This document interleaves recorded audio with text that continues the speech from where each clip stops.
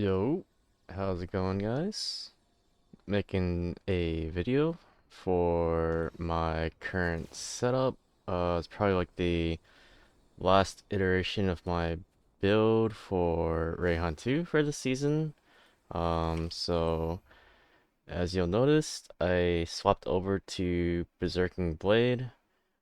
So this is gonna be a guide video for basically transitioning over from the Spectral Slash version of the build over to Berserking Blade if you want to add a bit more AoE to your setup. If you are interested in doing like deep space, like Overrealm or Carjack, this setup is very good for it. It is not required if you are interested in staying with Spectral Slash, it's totally fine, but I basically made the transition as simple as possible. It still uses like Ice Drinkers, Ghost Water, the Blade Dancer with the Vorax Craft, just to allow a more streamlined experience swapping over to it. So I'll just do a map real quick to show you what the build is looking like. So we're gonna do an orange Overrealm setup with all the endgame compasses so you can get like an accurate read on how the setup plays. So it's gonna have like Bountiful Elite, Golden Sinful, all the good stuff over here. We are also doing red deep space, and this setup can do every single red affix. I like to roll over the soul orbs when I'm like streaming or talking to you guys just to make it a little more simple because you do get kind of destroyed by the orbs if you stand still and like tank a bunch of them. So I'm just gonna do this map real quick and show you how it looks.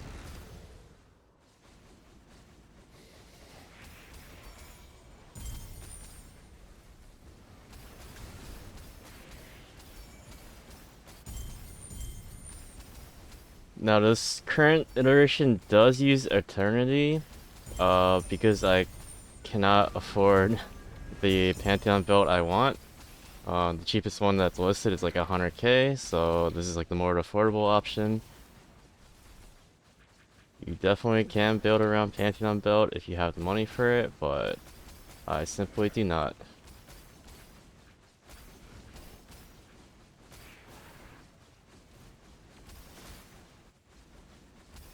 It's pretty standard. You just get your Eternity stacks. It's like once it's fully stacked, you pretty much just like one-shot everything. And you can attack while moving with the Blade Dancer Blink setup on Rehan 2. So let me get into this overrun whenever I find it. So I can show you like how quick the clearing is.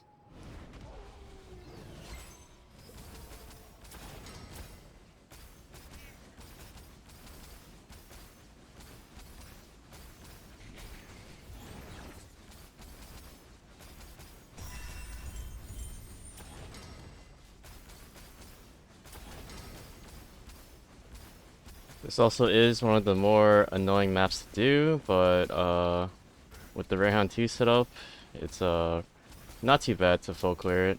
It's just really annoying when you run into like the mobs that are invulnerable for like the first few hits.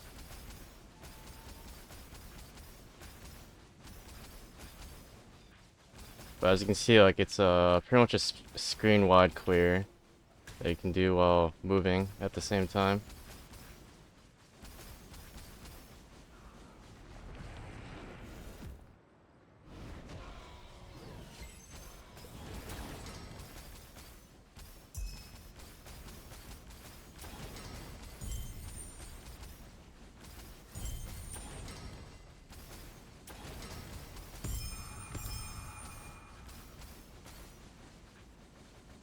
Yeah, the invul mobs very annoying.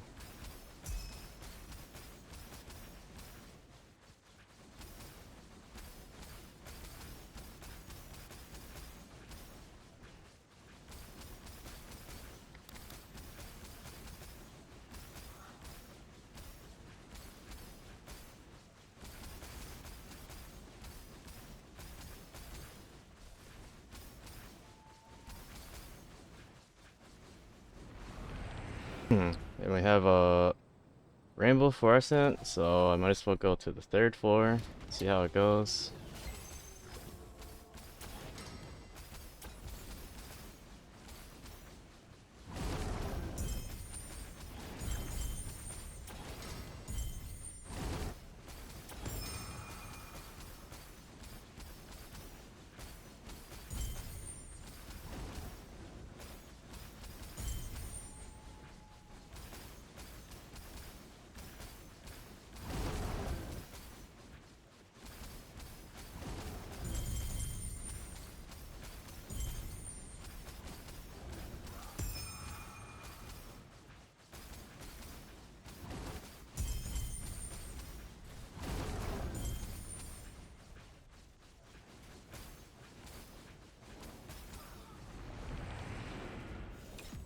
Alright, we'll just end it there for the showcasing so it doesn't go too long.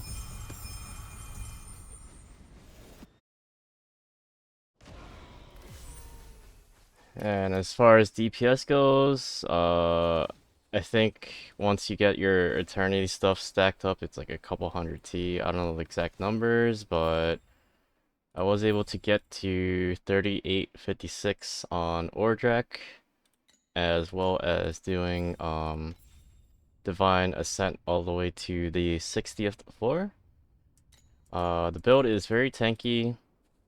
It doesn't really have much issues doing one life overwhelm, as well as any red mods on Deep Space. It has full immunities to pretty much everything. The only scary thing is crit damage, because we don't have any crit strike damage mitigation.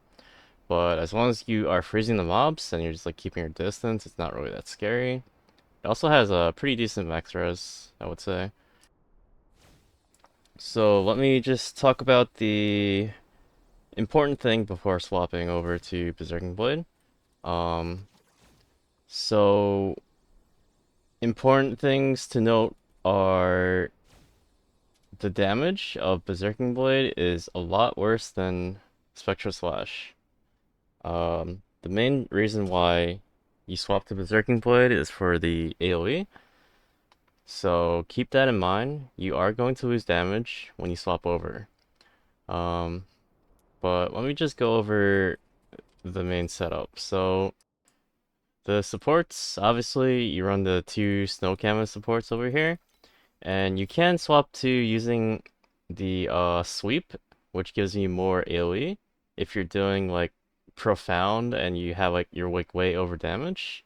This support is very useful for if like say you're doing carjack and you want to stand still in the middle and like full clear the whole screen. So I do swap from time to time. But the Desperation is the main damaging one. Gives you up to 45% additional damage.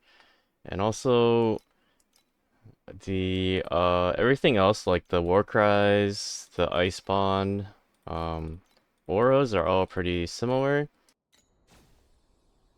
As far as legendaries go, the main difference is just Broken Sun Ring for the Corona, as well as the Steep Strike damage that it gives. So you replace the Heart of Animita with this, and obviously you no longer use combo damage, so we swap over to the Steep Strike chance on our weapon, and in our shield we just run like the standard like attack skill level, LE pen, stuff like that.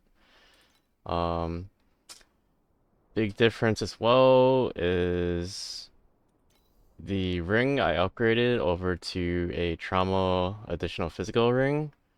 You do not need this both of these lines. You can choose if you get additional fizz as code, you can get your immune to trauma from hero memories or from slates as well. Um, Everything else is pretty standard. You know, I think if you played my previous build, you should already know what the other slots are.